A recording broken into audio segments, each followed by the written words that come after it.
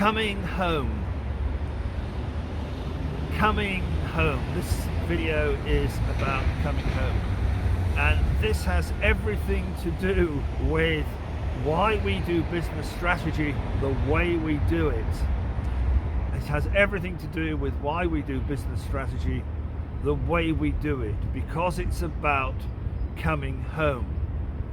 And if you want to do a strategy, it's best it comes from your home base. So this comes out of a personal predicament, okay, where all the best strategies come from, a personal predicament. I lived originally in Harrogate in North Yorkshire, and via university I found myself in London, which I found really attractive. During my 20s I found it an absolutely beautiful place, and I was a single man, and eventually I was working in Knightsbridge in advertising, and it was almost a dream come true, although I never for a moment imagined I'd be working in advertising when I was a young man. Anyway, I had several accounts. One was a consumer goods account, and another one was a retail account, and the retail account was enormously demanding. And I was also working in a team where not everyone was entirely cooperative, and this made it kind of really difficult. Anyway, after I'd been in London for about 10 years, I was taken ill, and it was a serious illness.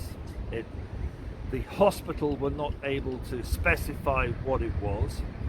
In today's age of viruses, it was one of those. I was hospitalized, I was lying in bed, and I thought that I was about to go. So everything within me was being used to keep me alive, but it didn't seem that I was going to make it. But there was just this little light, really tiny light, like a sort of farthing in the English coins, really tiny light or feeling inside me. And I knew I was being called upon to decide whether I was going to survive. And I felt the decision. Even though I was bedridden, even though I couldn't do anything, I wasn't barely conscious, I felt this little light say, I'm going to live. I'm going to live. So I recovered, and I went back to work, but I knew from that moment on that my life had to shift, had to change. I couldn't continue the way that I was working. And I began to reflect on my life, and I realized that I was becoming someone I wasn't.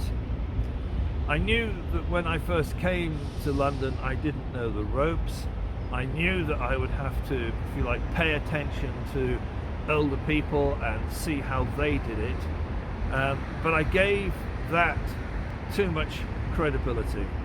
And I really should have been paying attention to the things that I valued, which made life difficult, because I have to say, in advertising, there was a tremendous amount of deceit. I wouldn't want to be abseiling down a mountain, I don't think, with many of those people that I met.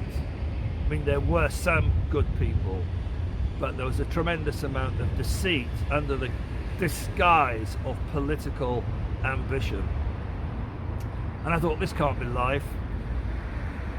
After my illness, I came across a different group of people. A friend of mine, a very close friend of mine at the time, was working in Switzerland, and he came over to the UK and he said, I've got a new girlfriend.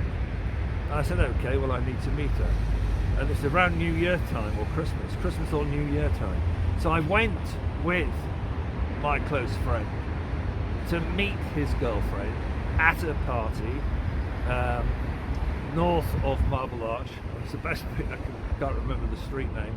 And I met his girlfriend, his mother, her sister, the girlfriend's sister, and they were a very attractive family, and they were surrounded by a group of very attractive people, and I wanted to know what they'd done. And they because at the time I was still recovering, I could barely play football. So I met these people. It took me on a certain path of personal development.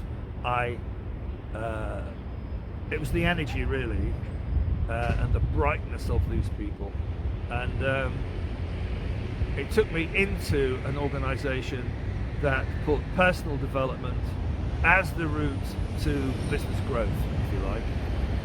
Again, when I was younger, my parents had this tremendous respect for the truth. Tremendous respect for the truth. I didn't understand it at the time. I just thought they were behaving like the church. And then in this organisation, they had a tremendous respect for the truth. They had a tremendous respect for honest communication, which is easy to say, but it's not so easy to do. It can be quite a sort of emotionally messy thing to be truthful in your communication. So why am I saying all of this? In that organisation, which I felt was brilliant in terms of the foresight and the training that we received, absolutely brilliant, and I've never seen anything like it since. Possibly when I went to India and I worked there, it came close. Anyway, we would set goals every month. We were doing, sales and marketing, and we would set goals. And I don't know who designed this. We did have a department called the foundation department. But within the goal sheet that we would set every month, there was a section called Vital Targets. Vital Targets. And the purpose of this section about vital targets was to identify what it was about yourself that you wanted to engage and develop during the month while you were achieving your goal. What it was about yourself that you wanted to develop while you were achieving your goal. Whatever that was, but it had to be your vital target, not somebody else's, not your manager's, not the departmental head, not the value statements of the organisation, your vital target. And they were a bit like, clearly a bit like values.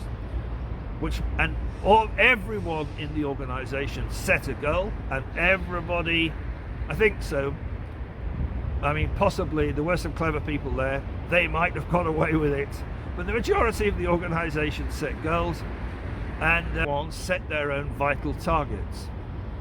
So every beat, every moment of every day, so long as you were aware of what you've written down, you could be working on your own personal development.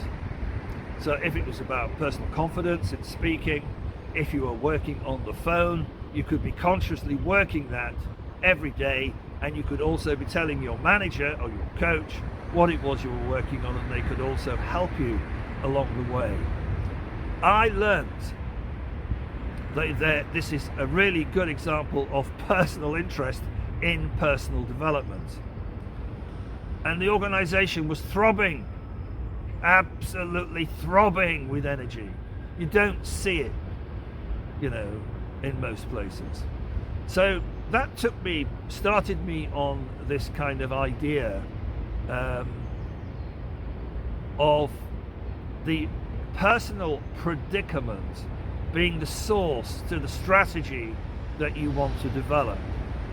Because in the implementation of a strategy, you're not going to do it without those things that are vital to you being met. This is contrary to adopting the value set taken from an encyclopedia somewhere or an advertising slogan. It's contrary to the idea that I have to adopt an organization's values. So as long as my general collection of values fit within the context of the organization, I can develop myself. I find that attractive. And so did everybody else in that organization. And eventually, companies will get round to understanding that people have their own vital targets called values that they want to see developed while they're developing themselves, delivering the organizational goals. I think it works that way around. And I'm not making it up because I've worked in an organization that did it for the 14 years, pretty much, not that I was there. Yeah, fell away a bit at the end. That kind of thing fell away a bit at the end as we approached business sale. So that's why we start with an inquiry into your personal predicament. I'm just calling it that, in order to source the strategy of the business. And yes, you can get a collection of these things and they will come together and everybody's happy. They're not walking around like morons. Okay, that's a really good tip for operationalizing values. Great.